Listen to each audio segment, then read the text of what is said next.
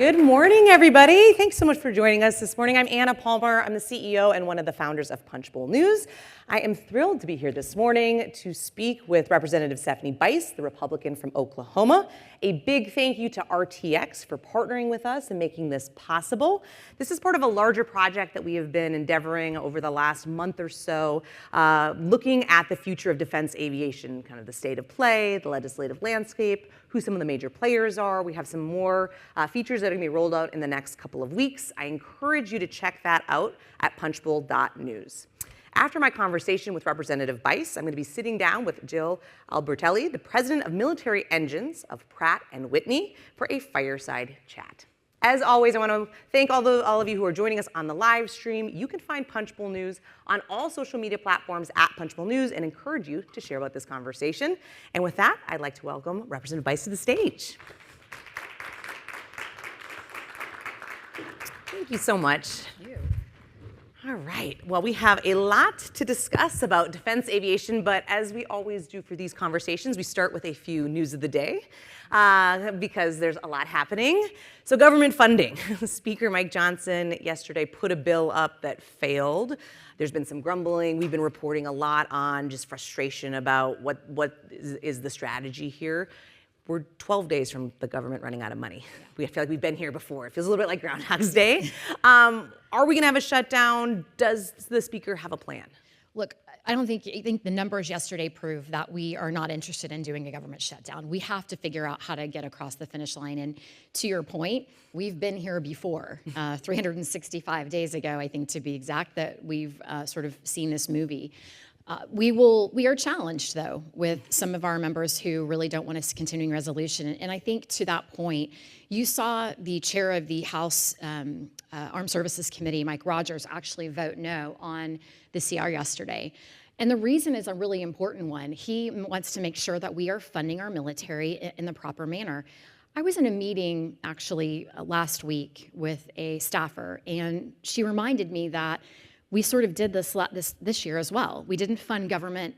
We did a CR through March of this year, which means agencies didn't actually get their funding until roughly May. Mm-hmm. And when you're talking about military funding, that 9-month delay from October 1st through May really puts a huge strain on new starts of military equipment.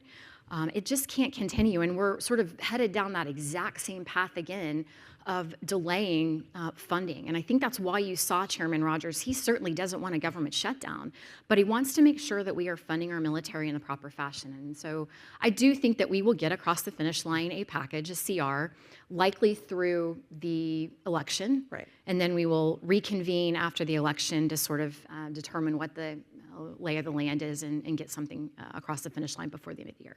We are going to talk more about defense funding and how that impacts planning, but I do want to get to the Secret Service. Former President Donald Trump, there's been 2 attempts on his life. Mm-hmm. There's been a lot of calls for kind of an investigation into what is happening at the Secret Service, but also calls for more funding and the need to fund it at a higher level. Where do you stand on that? I think we need to see what the needs actually are. And I know that Mike Kelly from Pennsylvania is heading a task force looking at the assassination attempts on President Trump. It's been expanded to include this most recent event. It's interesting, though, the Secret Service really hasn't been sort of asking for additional funding until recently, until these attempts. So for us, I think we want to understand where are the challenges. Is it a manpower issue? Are you challenged with equipment? What do you actually need? Once we get some of those details, it'll be much easier for us to make those determinations as to how to move forward. We are just weeks away from the 2024 election, so I have to ask you about that.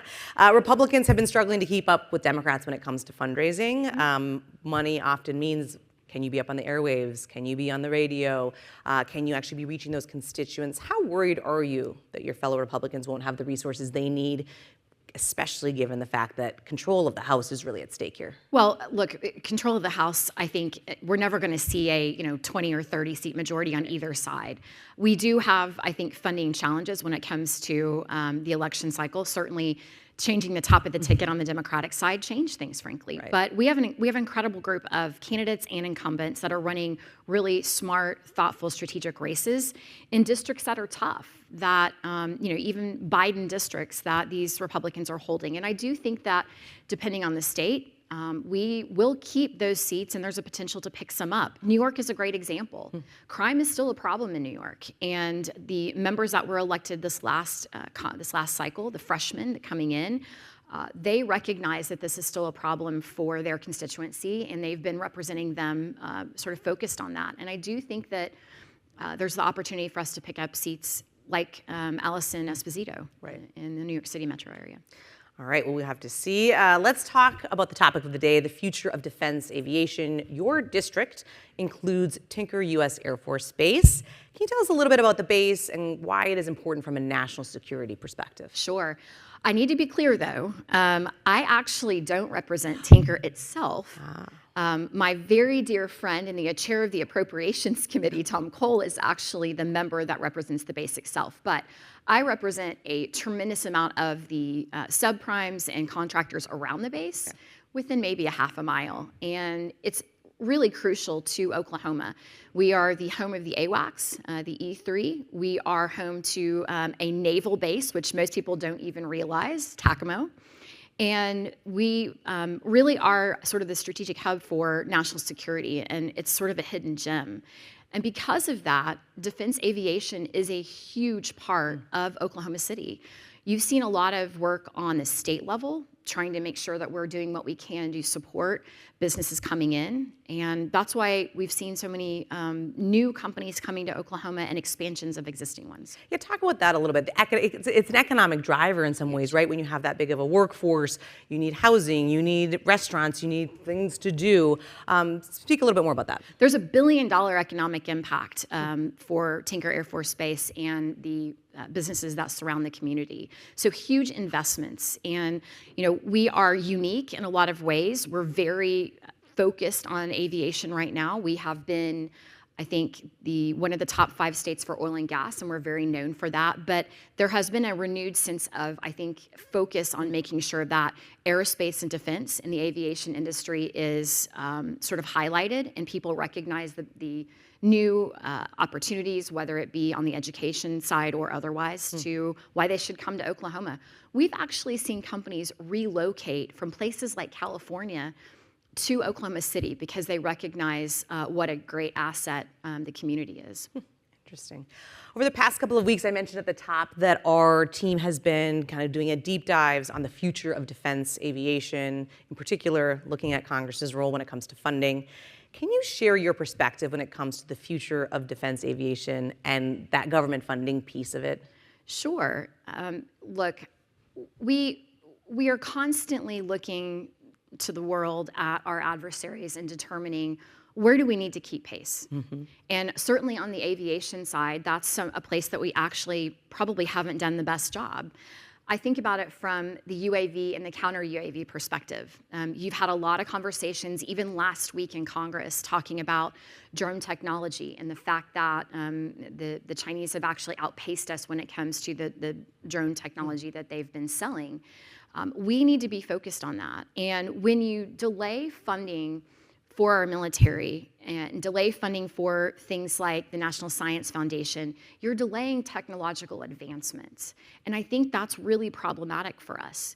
We have to have those investments. We have to be building on for the future. And right now, with these delays, whether it's a 9-month delay with the fiscal year 24 funding or the potential delay that we're going to see for this 25 fiscal year, it puts those things in jeopardy. You can't plan accordingly. Our military is struggling right now. They can't plan accordingly for new starts, for engine repair, whatever the case may be, if we can't give them some certainty as to what the funding will look like. And that's really something that we need to be addressing quickly. So in addition to just kind of funding in general and kind of the lurching from government funding proposal to government funding proposal, some of your Republican colleagues have focused on cutting spending and including the Defense Department as part of that. Give us your insights here. How do you and your colleagues think about defense budgets? How do you make those difficult decisions about what to prioritize, if it's aviation, if it's something else, and what maybe gets deprioritized? You know, first I would say we need to actually increase military spending. I think many of my colleagues recognize the challenges that we face. Our near-peer adversaries are outpacing us, whether it be in the aviation space or whether it's submarines, ships. We are losing ground here. We also need to be investing in space, and that's an area that we've seen really a focus on with President Trump creating the Space Force. These investments are going to help keep this nation secure. When it comes to appropriations, this is a tough conversation. We recognize that we're $35 trillion in debt, but I think we also need to remember that there are two pieces of the spending pie, right? There is the mandatory piece and the discretionary piece. And the mandatory piece, which is the Social Security and Medicare, that's really driving the debt right now. Right. And so, I can slash and burn the discretionary spending, which is what the appropriators have the ability to sort of cut, but that's not gonna get us where we need to be. And so we need to have conversations around strategically, what does the future look like for spending in general? But then where are those investments from a defense standpoint that are gonna get us where we need to go? Because now's the time to do that. We can't continue to wait and kick the can down the road. So let's talk about that. When it comes to defense appropriations, you have supported increased funding for the F-100 engine as well as the F-135 engine. Why? Well, we don't have a next generation aircraft. And so making sure that the fleet that we currently have in production stays in the air, stays in operation is crucial. Great example. When I was first elected, this is my second term in Congress, I visited Tinker Air Force Base, home of the AWACS, the E-3, and I was shocked. This aircraft is decades old. It is needing a new frame. It has some challenges. And nothing had really been done on that front. We've seen our allies across the world looking at new platforms, including the E-7, but we really hadn't done the work to start planning for the future. And so my colleague and I, Tom Cole, really sort of pushed for Secretary Kendall to look at what do we need to do to start the process of acquiring the E-7s. It's crucial. This aircraft is paramount for national security for the country, and so we have started that process. But again, the funding is really the challenge right now. Well, let's project forward. Do you think Congress is allocating enough resources when it comes to future threats and the next generation technologies you're talking about? You're kind of saying like we need to be supplementing just our current kind of fleet, but there's future threats, right? Yeah. I'm actually on the National Commission for Emerging Biotech, National Security Commission for Emerging Biotech. It's a mouthful. But that's an area that we really are beginning to sort of look into. You don't think about biotech as a threat, but there really are some key issues out there that we need to be looking at. So it's not just aircraft, which are so vital, but it's also these other spaces, space, biotech that we need to be looking at. And, how to allocate those funds does, I think, pose a challenge. One of the things that I think our DoD should be doing differently is collaborating more. We have a challenge, I think, with our military of siloing everything. Mm-hmm. The Army is protective of their technology and their assets, and the Navy is protective of theirs, and nobody really wants to collaborate. And when you're looking at innovation and technology, combining those dollars and using those resources in sort of a collaborative way is actually going to go further. And I want to see more of that. If we can do that, you're going to have more dollars to spend in other places. Right now, we're probably a little too, I think, dedicated within those service branches, and that's costing us. So being more thoughtful about how we spend those dollars makes a difference in the long run. I'm going to give you all a little preview. Our congressional reporter Max Cohn sat down with your colleague Austin Scott, the Republican from Georgia, about the future of defense aviation to get his thoughts on that. That's going to be coming out next week. But we're going to talk a little bit about this because I want to get your thoughts on this. Mr. Scott talked a lot about the F-35. How do you see its impacts for future conflicts in its role when it comes to defense aviation? It's crucial. I mean, it's the latest aviation technology that the U.S. has. There are certainly upgrades that are being done, engine upgrades that are happening, and these are really important. When we created the aircraft, we had a specific set of uses that we wanted for that aircraft. Now, moving forward, we need more, and that requires significant changes to the aircraft itself. But you need to be investing in this aircraft, but also sort of like the E-7 conversation, you've got to look to the future. What are we doing to sort of, combat what we're seeing with our adversaries? Certainly, new aircraft is going to be crucial. I would also say drone technology is something that we're seeing.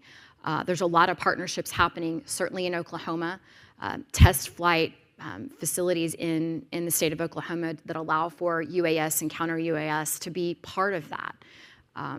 There's a lone wingman program that's actually being put forward right now to combat or to partner with a manned aircraft, an unmanned aircraft that can sort of be that trusted wingman in a conflict situation. So the National Defense Authorization Act is one of the must-pass pieces of legislation that will come up after the election and likely get done sometime in December, is what a lot of people believe. Where did things stand with that? Talk us through where things are. I would have preferred that this was done this summer. Having been on the Armed Services Committee in my first term in Congress, I recognize the importance. The National Defense Authorization Act has passed both chambers and been signed into law for 62 years. This is a bill that is must pass. And so, the provisions that are in there help our military. They put some sort of guardrails in place for certain programs, look to the future for defense. And so getting that across the finish line is crucial. In addition to that, though, there's the funding piece of that. Right. So you can authorize it, but you also have to appropriate it. And that's why that appropriations bill, whatever it looks like, needs to sort of happen at the same time. Last year, you had some success getting a provision on the E-3 signed into law as part of the fiscal year 2023 NDAA. Talk about that a little bit. Well, moving from the E-3 to the E-7 is crucial. I had the opportunity to go see the Wedgetail in Nevada last year, really see the improved opportunity for better communication. And this is better communication not only for our own internal, but also with our allies across the world. And so seeing that and recognizing it's a newer aircraft, it has a lot more capability, this is why it's important for us to move forward. And you've seen us, sort of push with Secretary Kendall to get that in production. It's a long production cycle, though. And there's not many opportunities there's not many locations that are producing it at the moment. So time is of the essence. When you're talking about a, multi-million-dollar aircraft at $400 million plus, you can't wait because funding becomes a real challenge in that environment. So do you have any priorities when it comes to this NDA? I'm sure there are many, but one or two that you can speak about. I think for me, making sure that we are looking at pay for our service members, making sure that we are funding programs in an appropriate manner, whether it be for aircraft, UAS, counter UAS, whatever that looks like. There are provisions in there, I think, that are related to housing, because that's been a big problem, particularly in Oklahoma, making sure that our military service members that are living in base housing have a safe and comfortable environment for them to be able to live and raise their families in. All right, we are quickly running out of time, but I'm going to give you the last word on the future of defense aviation.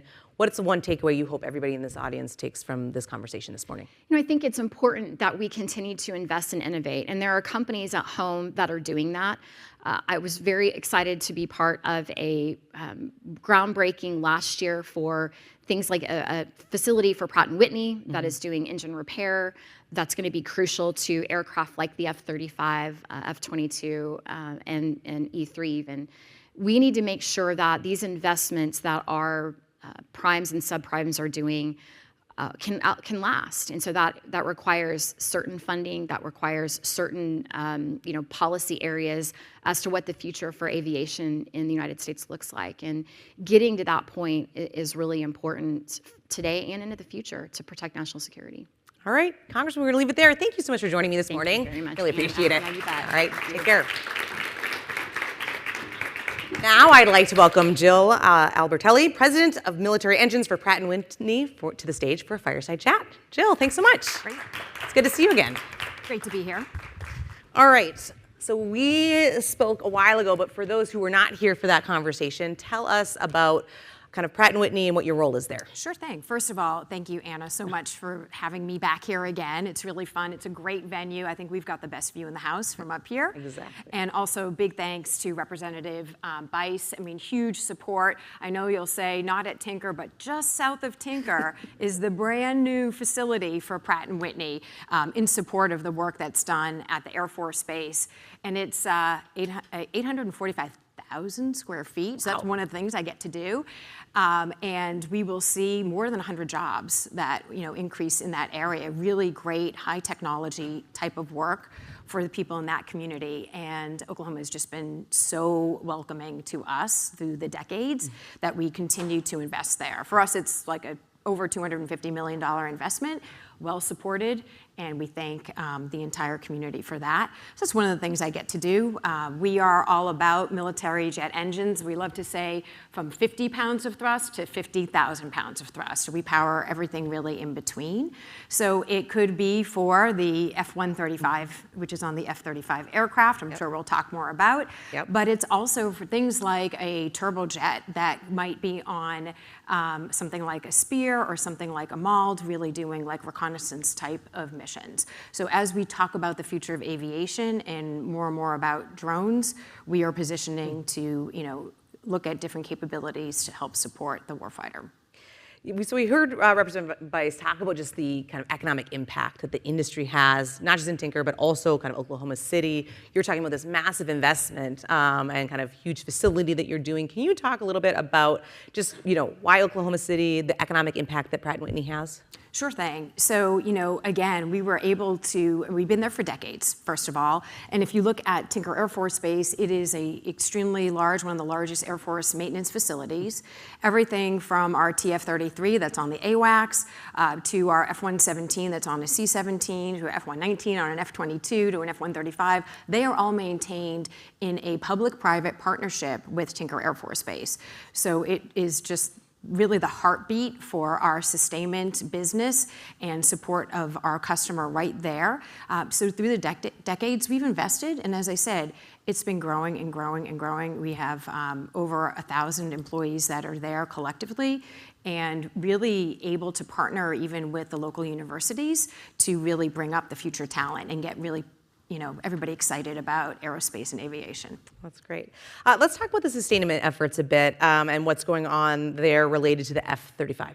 Sure. So first of all, if people aren't aware, there are over 1,200 engines that we've delivered on the F-135 or the F-35 aircraft, and the program is going really well. It has the best safety record in history, so we like to hear that first and foremost.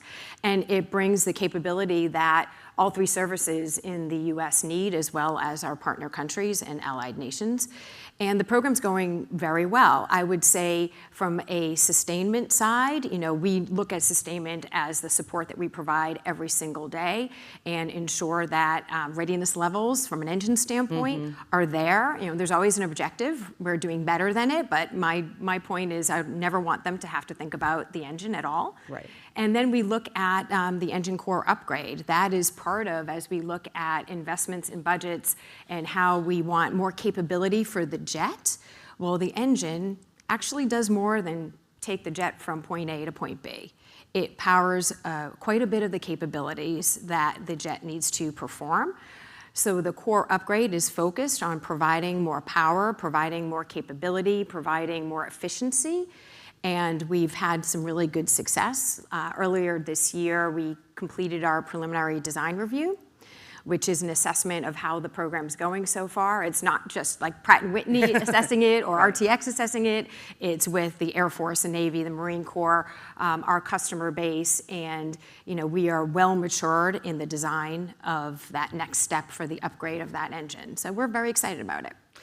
Well, as we've been discussing in the conversation with Representative Bice and kind of throughout, we are in the midst of this project focused on the future of defense aviation, where our reporters have really been digging into what is the state of play, the legislative landscape, who are the key leaders, what is the congressional role, particularly when it comes to funding and being able to have future planning. But can you share your perspective on the future of defense innovation? Sure. First I'd say I thank and admire Representative Bice. To be on the House Appropriations Committee is not an easy job. And exactly what she said, keeping that balance of priorities and longevity so that, you can make the investments. It's not a quick turn type of process. Investments that we make today are really helpful in the future, 3 years from now, 5 years from now, 10 years from now. So continuing that advancement of technology truly is critical. There's a lot of conversations going on around NGAD, Next Generation Air Dominance. When it comes to the engine or the propulsion system for it, and GAP, Next Generation Adaptive Propulsion, we have an ongoing activity, continuous. It is, I would say, quantum leap type of capability that we're working on. And as things are decided around 6th Gen, our engine is really agnostic to if it's manned or unmanned. So we have to continue to develop that technology while discussions are ongoing. It's important, and it's important to have that continuous funding so that someone that might be in grammar school today wants to be that engineer working on, the next generation propulsion that could be, helping us all protect ourselves and the world. How important is that? I mean, it's a really great frame of it in terms of just like you need to have the funding to be able to do the planning, and sometimes there's this disconnect, I think, between what government's doing and what the private sector might need, especially as you're thinking about these long-term investments. Sure, and and again, as a corporation, RTX, we do make quite a few of our own investments because we want to continue to advance the technology. We know it will be needed, might not always be synchronized perfectly with budgets, but really keeping everyone informed about the need, and certainly our end customer does. I mean, Representative Bice mentioned, near-peer combat. It is, they are advancing very quickly, and we've always been, the globe's dominant, particularly from an air domination standpoint. We want to stay advanced with that technology. It's amazing technology that we get to work on every day. So staying ahead of it is important, but also getting creative in how we're doing it. My team was involved earlier this year in a contested logistics assessment. So that would be if you're forward deployed and in need of something. That's probably the simplest way to explain it. And we started thinking about how do we expand the supply chain of today, get creative in how we do things. Additive manufacturing, of course, comes to the top of that. So if I can think about a future state, I can get to where maybe for a smaller type of engine that powers something small, maybe unmanned, I can send a box forward deployed and you can press a button and print it. Yes, this is I was reading about this last night, actually, in preparation for this conversation. This 3D printing technology is one of those strategies that's being used to lower production costs. It's pretty amazing to me. I mean, as somebody who's not in the industry, that's where you're headed. It's amazing, and we're able to do things like take 52 parts and make them in 3 instead because of the type of technology that's being advanced there. So again, if it provides speed, ease, and the supply chain of today is already pretty stressed. So how do we create a new supply chain? And again, get the future leaders of the world interested in this type of technology and even manufacturing. So we are quickly running out of time, but I have 2 questions. One, I want to project forward a little bit. There's an uncertain future with a lot of different conflicts percolating around the world. Can you talk about how Pratt & Whitney thinks about supporting customers when there's uncertain logistical challenges? Sure. So first of all, we look forward from a technology standpoint. I mentioned that we certainly invest ahead, and that's so that we can be ready, maybe even before a requirement is known. So there's a big portion of that is always ongoing. I would say talent development is very key. We don't just look at it of this year, next year. We look at, okay, 10 years from now, who's going to be in this type of succession? What are we doing in local schools where we are across the United States? To really get people interested in aviation and in aerospace.